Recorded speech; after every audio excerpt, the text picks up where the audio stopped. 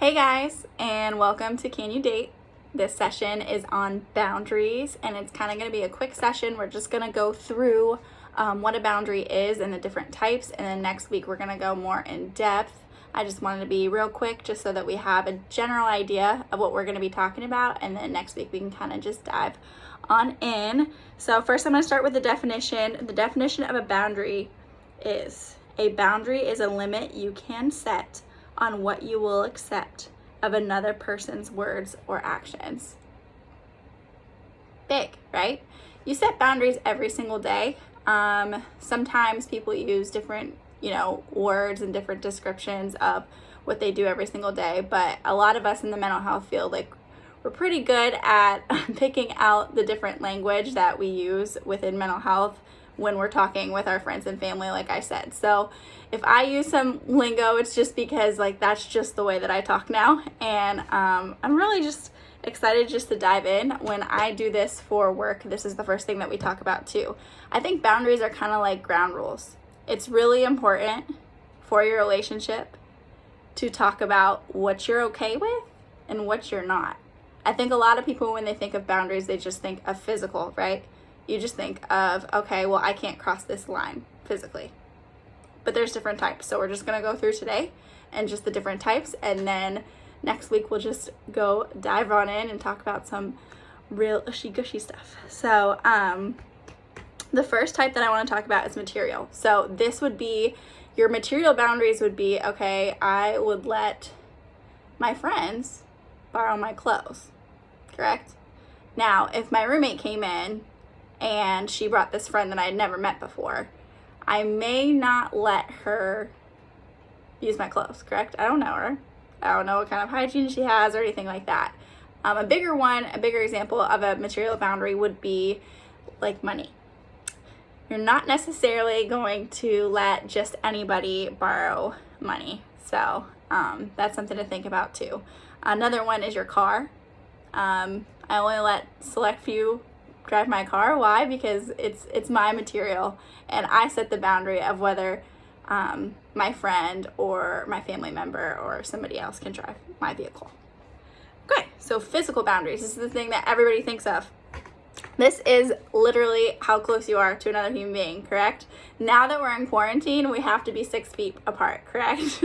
So that is a physical boundary that the government has implemented for us to be safe within our environment. But this is talking more about before quarantine, when we're at the grocery store and somebody comes up behind you and in line, and you can really feel their breath on your neck because they're so close to you, and you're like, oh, this person, you're not saying in your head, this person crossed my physical boundary.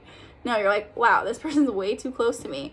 Or if you guys ever been in any kind of situation, and I know this is professional and personal, when you meet a person and they're a close talker, they get up real close to your face and they start talking to you, they may cross your personal boundary, whereas other people, where that was oh, that's fine. Or different countries have different ways of saying hello and goodbye, and some of them are kissing and some of them are hugging, and that might not be the same for everybody. So it's really important before you get into a new relationship or a new friendship or anything that you recognize their personal boundaries, physical boundaries, and you respect those. So the more you communicate, the more people can respect you and your boundaries. I'll say that one more time.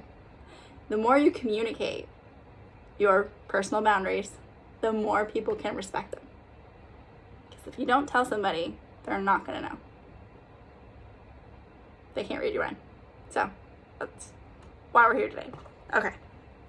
Mental boundaries. This one's a little bit harder to explain. When I first say a mental boundary, a lot of times, when I talk to the students, they'll be like, oh yeah, that's your feelings. Not quite. Mental, when you think of mental, think of your intellect, literally the way that you think. So if somebody crosses your mental boundary, that means that you're kind of gullible, I guess. You'll just go with whatever somebody else says about something intellectual. So I always use the example of when you're going to vote for something. You are easily pressured into making a decision of your intellect, like a political view, just by somebody talking to you and changing your mind. It's really easy to change your mind. Now, the other example that I usually give is if somebody has a poor mental boundary, like they just don't have very strong mental boundaries, I give the example of, do you think that person should go buy a car? And a lot of students are like, no. And I'm like, well, why? And car salesmen are like notorious, right, for taking advantage of other people when it comes to buying a car. So if you have poor mental boundaries, then you're not necessarily going to do the research and have your own mindset of what you want and how much you want to pay before you go there, so that when you do go there, the car salesman is going to convince you of something else because you haven't set clear mental boundaries before you go do something.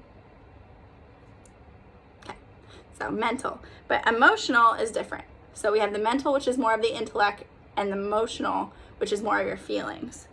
So this is a little bit different and harder to explain, but the way that I think about it is if somebody has poor emotional boundaries, they're that kind of person that tells you kind of their whole life story and all of their feelings and maybe all of their divorces and all of their ex-boyfriends and all kind of their baggage, like immediately when you first meet them. They would have poor emotional boundaries because they're sharing all of their emotions, all of their feelings, all of their baggage to you right away. When you have stronger emotional boundaries, that means that you are going to set the boundary of whether or not you're going to tell a certain person or a certain relationship different things about your emotional health. Different than when you go into your therapist and you spill your guts. Now that's different than you going to maybe your bartender, because I'm also a bartender, and like telling them your whole lives. Then it might be a little bit different for you, but like I said, everybody has different emotional boundaries. Somebody that has poor emotional boundaries, they're going to be the ones that are like crying often in public. They're going to be the ones sharing a lot of different like personal aspects that maybe are not appropriate for every setting. Maybe I can just define it a little bit better if I read, but that's just the way. Healthy emotional boundaries require clear internal boundaries, knowing your feelings and knowing your responsibility to yourself and others. If somebody has bad emotional boundaries, let's say like at work, they get really overwhelmed and they're not able to do their job because they're letting their emotions run them. Emotional boundaries are something that I think a lot of people struggle with. I don't think everybody wakes up and learns how to handle their emotions well. I think that's something that you got to work on every single day, and we can maybe get more deep in that next week. But that's probably the biggest struggle that I see within my friends and my family and the people that are closest to me and even myself. I think it takes years to actually grasp how to handle your emotions and to set boundaries within yourself and what you share with others. Alrighty. One of the most obvious, along with the physical boundaries, is sexual boundaries. So it's really important that you share with your partner like what's okay and what's not. Because like I said before, that person can't read your mind. So the clearer you are about what you're willing to do with all of these things that we've talked about before, sexual boundaries, is going to be better for your relationship. Just communicate what you're okay with. Communicate what you're not okay with. Communicate what makes you angry, what makes you sad. And that way that person is not crossing something to where that you become very emotional or not able to handle the situation. That's really the point of everything, is just communicating what you're okay with and what you're not. Now, the last one is spiritual boundaries. This is just related to your beliefs and experience in connection with God or a higher power.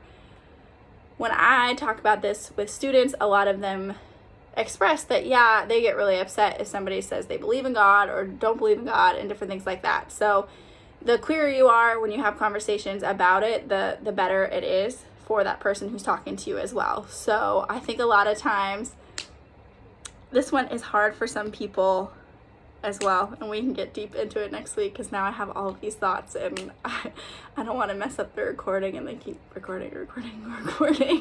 But I went to Liberty University, so I saw both ends of the spectrum of people having poor spiritual boundaries. whether that they like cross other people's spiritual boundaries or they allow other people to manipulate theirs. So that is all that I have for today. I'm really excited just to dive into how that relates to your personal relationships. And it's probably my favorite subject because I think it is the ground rules or like kind of the foundation of every relationship. And I think if more people communicated what they were okay with and what they weren't, this world would be a lot easier to live in. But it's hard and it's awkward. It's awkward, especially with sexual boundaries, and we'll get into that next week. But I'm really excited. I hope this was educational and fun, and next week we're going to talk more, and I really appreciate your patience because I'm not sure what I'm doing still. So bear with me and let's just learn together and grow together. So thank you for tuning in. This is Can You Date? And I'm really excited to continue to talk about boundaries next week.